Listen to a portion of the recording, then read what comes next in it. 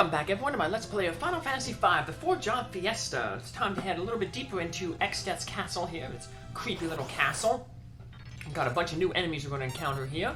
So first one here, these adamant-type golems. Like other golems, they are hard enemies, so we can just throw a soft potion on them, and that'll instantly defeat them, as long as they're not charmed. So you don't want to use that Angel's Charm Dance, and then it would rewrite their AI script. So as long as they're under their normal AI script, throw a soft potion on them, and they just cast that darkness on themselves and finish them off. We got a shortcut right through there. Skip a bunch of encounters. Then we go through this yucky-looking door. And we're going to start running into this trap tile here, these lava floors.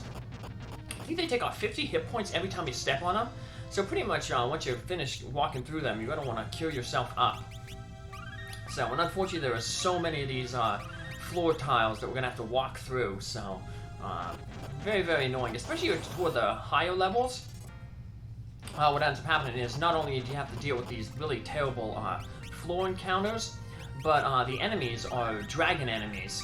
So we run into like red dragons, yellow dragons, those dragons that we could have ran into back in the barrier tower. We did run into the red dragon. We didn't run into the yellow dragon though, but they become common encounters on one of the upper floors. And also a new dragon, the blue dragon.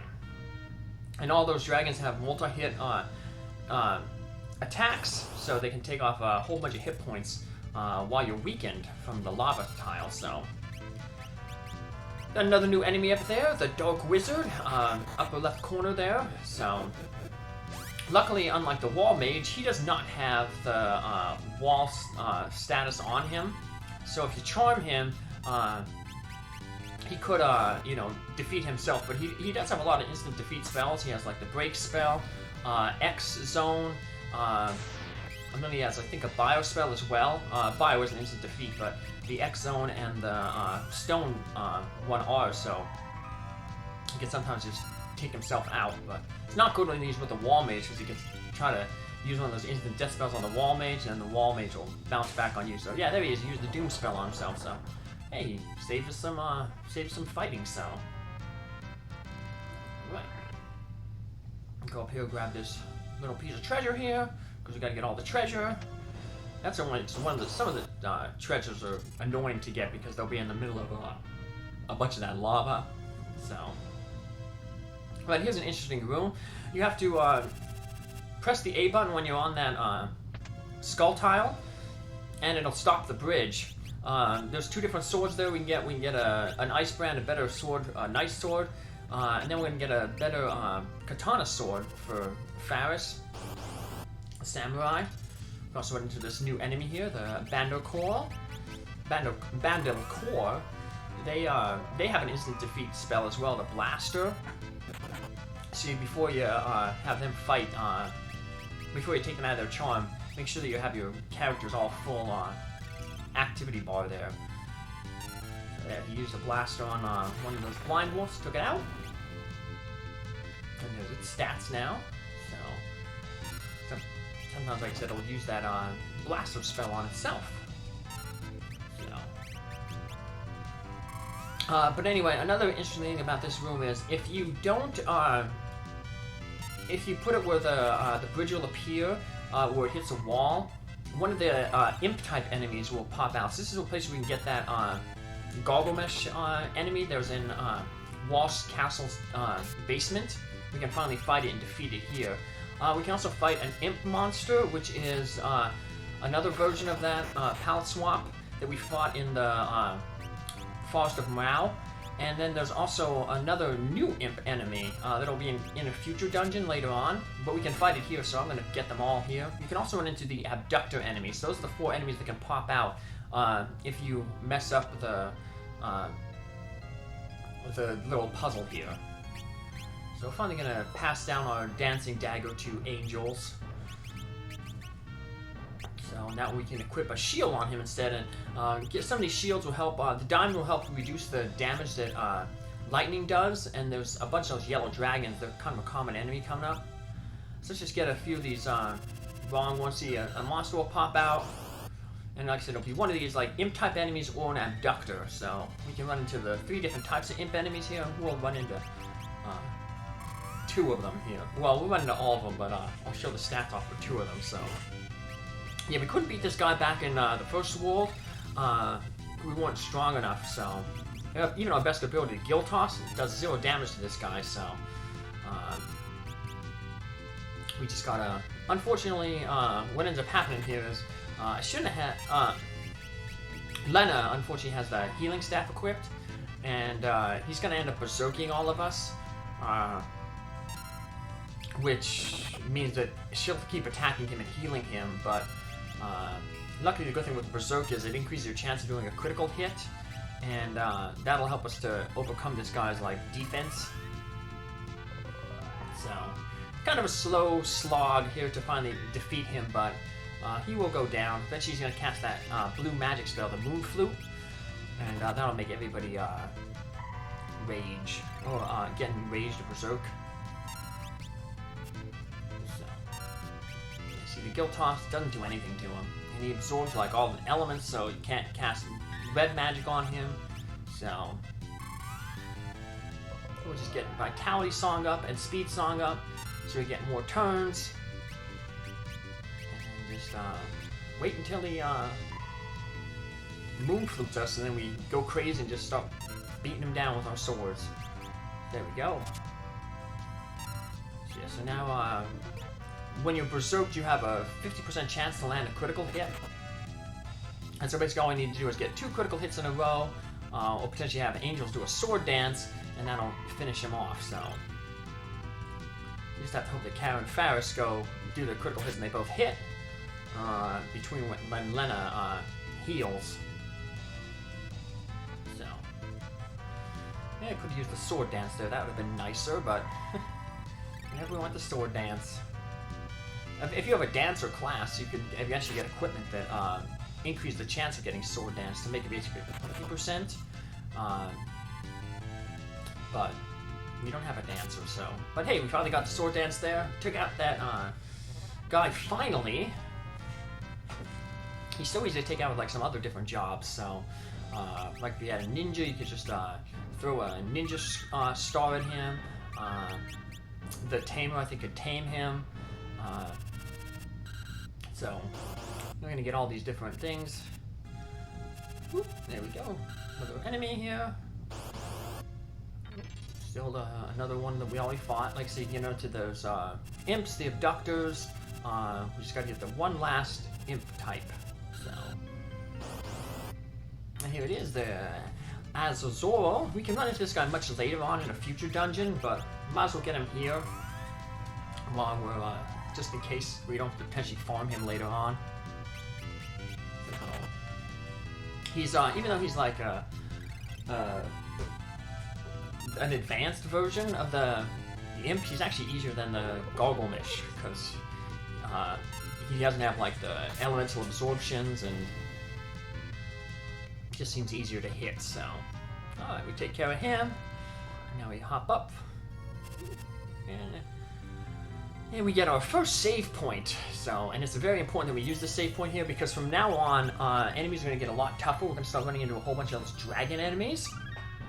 And like I said, all of them have really big chance to hurt you. So, there's also another enemy that appears on the 7th floor and the 9th floor only. So I want to get to it here on the 7th floor because the 9th floor is one of those lava floors, and there's more dragons will appear after the 7th floor on the 8th, 9th, and 10th floor. So I want to try to counter that enemy down here where there's less chance to run into dragons. Yeah, we could still run into dragons here like we have right here, but so here's the new dragon, the blue dragon. One of the good things about the blue dragon is whatchamacallit, you can stop them with the love song. And then you can also stop the yellow dragons with the love songs. So, red dragon, though, doesn't seem to be able to be stopped by the love song. But the other dragons, we can stop them with Angel's love song. So, that's really, really good because we can just lock them down in place.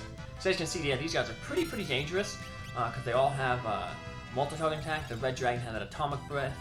The blue dragon has the blaze spell. So yeah, we're just gonna use Guild Toss to try to get rid of him as quick as possible. So yay! Unfortunately, Cara ain't gonna get a good bunch of that experience. The blue dragons, sometimes you'll run into them and it'll look like there's only one, but what'll happen is you'll see that beneath the blue dragon, its shadow will be green. If that's the case, then you run into three blue dragons that just kind of overlapped on one another. So in those instances, basically what you want to do is just use your love song, freeze them, and then throw your guild toss at them to finish them off. So 2 guild tosses will finish off any of the dragons. So let's try to get this one last thing. As long as we don't step on that skull, the bridge is going to stay where it's at. So here's the enemy, the last enemy, the motive drive, like a monk. And like the monks that you can have in your party, they can hit pretty hard. So their fists. So I gotta take that wall ring off of. They automatically equip the wall ring on Angel when I change that job. When I change his ability from equips swords to they could whatever I put on him. So these guys can be charmed, so we'll try to charm them when we can. So you'll get really lucky if you charm them and they use like a critical thing on themselves. If they critical themselves, they just beat themselves up in one hit. So yeah, unfortunately, as long as Angels has that wall ring equipped, we'll just have to heal him with high potions. But there's some enemies that do drop high potions here. So if you use a high potion here or there, it's okay. Sometimes an enemy will drop a high potion. Wall ring can be annoying at times, but we're gonna have an optional boss fight, and the wall ring is really important against that optional boss. So I really want to keep it. The wall ring is gonna be very important in a few future fights. So eventually we'll get to a place where we can buy wall rings too.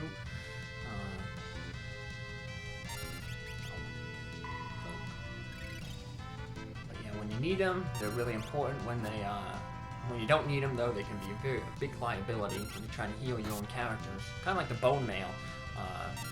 It has a lot of advantages, but sometimes that advantage of not being able to, negative of being not being able to heal outweighs all its advantages. So, alrighty. Here we go. Take out this guy. And that's pretty much, we can counter him there, so we don't have to worry about trying to farm him and later things where the dragons are more plentiful. So, well, use our cabin, heal up. Yeah, we still got some time, so we're gonna go do a little bit of exploration. We have a short stint between where these two save points are. So, saved the game and had a game over, unfortunately, up here because I got ambushed by some dragons in the lava. So. We starting to save here. Grab an elixir. I'm going to hold on to them. They will heal all. They're basically an in for one potion, but we want to hold on to them because there's an optional dungeon later on, and the enemies give 100 ability points when you defeat them, but the only way to defeat them is to feed them a random amount of elixirs. So we're going to hold on to as many elixirs as possible so that when we run into that enemy, we can. So here's that yellow dragon finally. We can lock it down with the love song, and that's basically what we're going to do. So that way it basically doesn't get any turns, and then we can finish it off like that. They can appear in groups of 1 or 2, so either way, you just want to fight them the same way, lock them down every time with the Syncs command. So, as long as you see the music notes appearing, it's hitting. So sometimes it misses, but it seems very, very, very rare that it will miss. So now if you do miss it, then you might want to just get, just want to get rid of the battle as quick as possible, and then just use your guild toss. But for now, as long as you're locking it down, he ain't gonna be able to hurt us, and we'll just be able to chop him down with our swords, with Faris and Cara. And Lenna, in the meantime, can heal everyone up with her heal staff. These guys use the Thunder spell, so that's why I have that Diamond Shield equipped. It'll reduce the amount of damage that Angels will take if you got hit with the Thunder spell. So, yeah, as long as you keep them locked down like this, it's not going to be a problem. Love Song is really, really good on dragons. Like I said, this is how you fight the blue dragons too if you run into them. So, everything can be tamed by the power of love. So, well, not everything, but luckily some of the stronger enemies in the game can be. So, yeah, between the Love Song and the Charm Song, the Bard is pretty good at locking down random encounters. So, they just make while they don't do a lot of damage offensively, they're a good defensive class. So just lock it down here, guaranteed win, just a long win. So, but it's good we're getting all this healing in from Lenna, because coming up we're gonna have a big, huge area where all that lava tiles are. So. Back step there. Now let's head on up here. We got a short little thing here. Go up. Then we gotta go down. And there's the optional boss there, but we're not gonna fight him right now. We're gonna just get to the save point. So this is a room full of lava. It really stinks because there's a treasure chest over to the far right that we gotta get to. Now there's one way we can kind of avoid some of the lava, and that's with this room that we're going to get to. There's a bunch of pitfalls.